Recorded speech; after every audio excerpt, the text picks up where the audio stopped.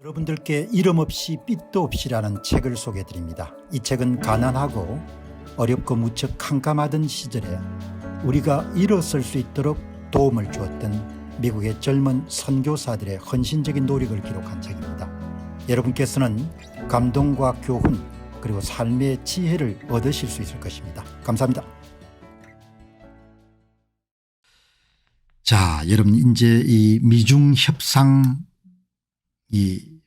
서로 이제 말싸움은 막 이렇게 여러분들 격렬하게 하지만 아마 이제 결국은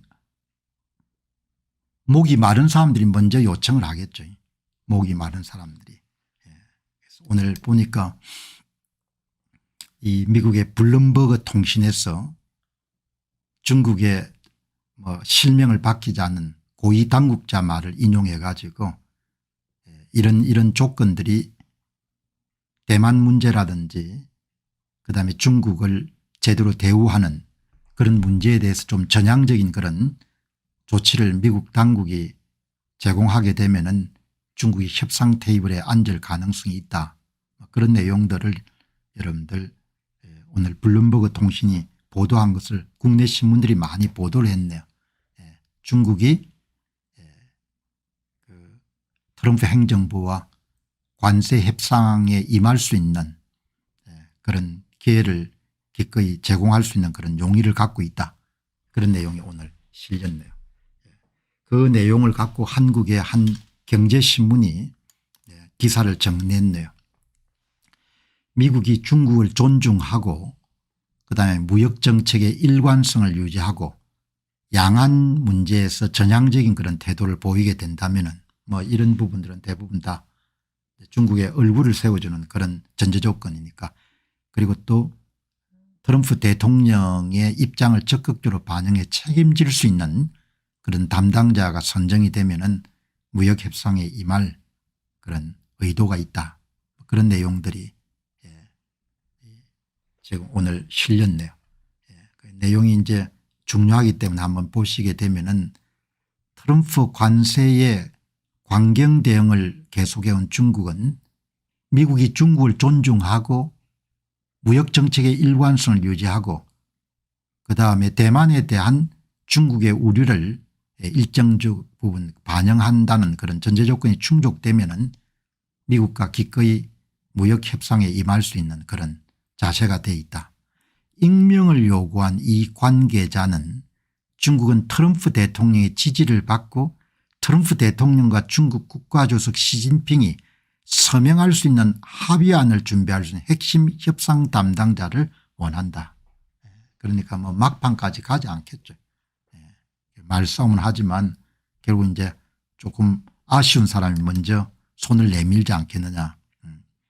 소식통은 트럼프 대통령은 시진핑에 대해서 공개적으로 말할 때는 좀 유화적인 그런 발언을 계속해 왔지만 행정부 내 다른 구성원들은 매파적인 입장을 계속 견지하고 있기 때문에 중국 관리들이 미국의 어떤 입장을 갖고 중국 측에 협상안을 요구하는지를 가늠하기가 힘들다.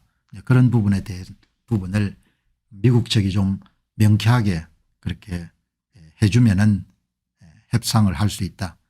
이제 두 강대국도 서로 면을 좀 세워줘야 되지 않습니까? 이런 게 조금 더 빠른 시간 내에 이루어져 가지고 불확실성이 많이 이렇게 제거가 됐으면 좋겠네요. 중국 관리들 사이에서 미국이 중국의 현대화를 억제하고 억압하기 위한 정책을 시행하고 있다는 우려이다. 이건 우려는 아니고 이거는 팩트니까. 지금 도널드 트럼프 대통령을 비롯한 트럼프 2기 행정부 사람들은 모두 다 동의하는 원칙이 있지 않습니까? 중국은 우리의 적이다. 그리고 최악의 경우는 중국과 전략적 디커플링을 통해 가지고 중국에 대한 의존도를 현저하게 줄여야 된다. 그런 부분에 대부분 다 국방장관, 재무장관, 상무장관, 백악관 대변인 전부가 다 동의하는 거지 않습니까?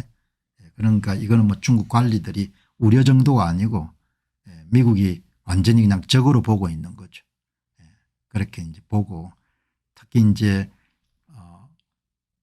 엔비디아의 젠슨 황이 며칠 전에 트럼프 대통령을 만나서 매출의 약 13조 정도를 차지하고 있는 저사양 AI 칩인 H20의 대중 수출의 타결책을 마련한 것처럼 보였지만 어제 여러분들 미국의 상무부에서 엔비디아 이름 지침을 주지 않습니까? 국가 허락을 얻어야 된다. 그래서 뭐 주가가 엄청나게 빠졌지 않습니까? 어제도 여러분 한 7% 정도 빠졌고 오늘도 한 10% 빠졌다가 지금 조금 회복이 됐네요. 그러니까 뭐 일관성이 없는 정책을 편다 이렇게 이런 비난할 수 있겠지만 이 정책이란 게 기본적으로 시장의 반응을 봐가면서 이렇게 계속해서 수정 보완하는 거니까. 그러나 분명한 것은 어떻든 미국 입장에서 중국의 그런 패권 추구 행위에 대해서 손을 봐야 된다는 그런 입장은 명확한 것 같아요. 이제 중국 정부는 트럼프 대통령의 권한으로 발언하고 행동할 수 있는 회담을 감독할 핵심 인력을 지정해 달라 이렇게 이야기하는 거죠.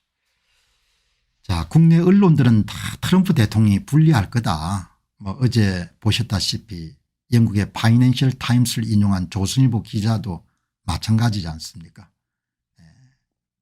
결국은 미국이 굴복할 것이다 그렇게 보는데 뭐 저도 미래의 일이기 때문에 뭐라고 단정을 할 수는 없지만 중국하고 이런 미국이 국력이라든지 이런 부분이 엄청난 차이가 여전히 있지 않습니까? 굴복을 하면 중국이 먼저 굴복하겠죠. 또 설문조사를 해보더라도 중국이 굴복한다고 답하신 분들이 대개 85% 이상 나오니까 그러나 미래의 일이기 때문에 뭐라고 단정을 할 수는 없을 것 같습니다. 여기서 중요한 것은 목마른 사람이 먼저 우물을 파겠죠. 그죠?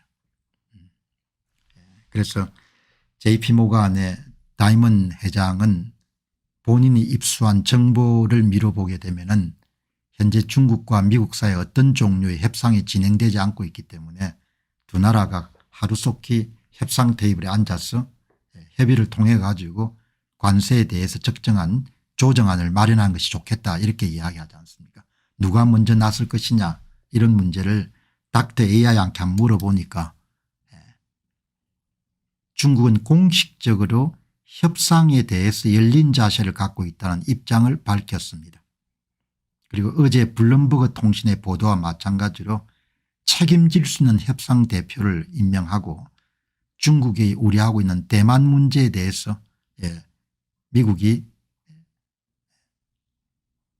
입장을 정리해주고 하나의 중국 정책을 계속해서 고집해 달라는 거죠.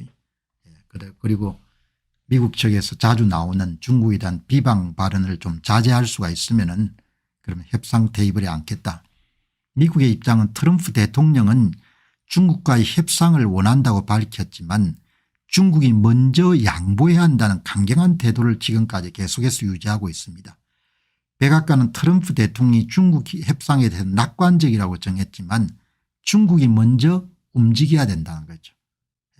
또한 미국은 중국을 국제경제에서 고립시키기 위해서 다른 국가들과의 관세 협상에서 중국과의 거래 단절을 요구하는 전략을 추진 중입니다. 이런 정보를 여러분들 닥터 AI가 언제 입수했는지 모르겠는데 좀 황당하지 않습니까? 한국 보고 중국 거래를 현저하게 줄여라 이렇게 요구한다는 겁니다. 일본도 마찬가지고.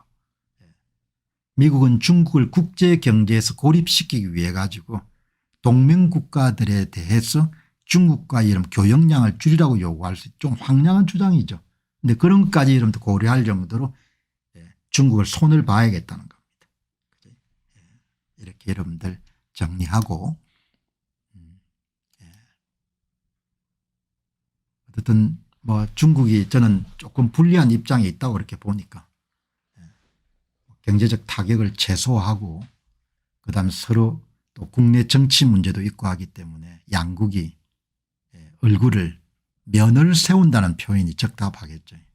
얼굴을 세운다는 차원에서 결국은 협상 테이블에 조속한 시간 내 앉아야 되지 않겠느냐 그렇게 생각합니다. 안녕하십니까, 공병호입니다. 그동안 공병호 TV는 선거 공정성 회복과 자유민주주의 체제의 보존과 발전을 위해 노력해왔습니다. 이런 노력들이 지속될 수 있도록 공병호 TV의 정기 후원 프로그램이자 멤버십 프로그램을 소개해드립니다. 뜻 있는 분들의 관심과 동참을 부탁드립니다. 선거 공정성 회복을 위한 노력을 지지하시고 훌륭한 나라 만들기에 동참하시는 시청자분들이시라면 구독 버튼 바로 옆에 있는 가입 버튼을 통해서 정기 후원 프로그램에 가입할 수 있습니다. 가입 버튼을 누르시면 공병호TV의 후원자가 되시게 됩니다. 여러분의 후원이 선거 공정성 회복을 위한 노력에 힘을 더할 수 있을 뿐만 아니라 자유민주주의 체제의 수호를 그리고 발전을 통해 여러분과 후손들의 삶에 빛과 소금이 될 것입니다. 특히 그동안 공병호TV는 선거 공정성 회복을 위한 노력 과정에서 채널 성장에 제약이 가해지는 불이익을 감수해왔고 지금도 그런 불이익이 계속되고 있습니다. 그럼에도 불구하고 너무나 중대한 문제이기 때문에 공병호TV의 노력은 계속될 것입니다. 여러분의 깊은 관심을 부탁드립니다. 감사합니다.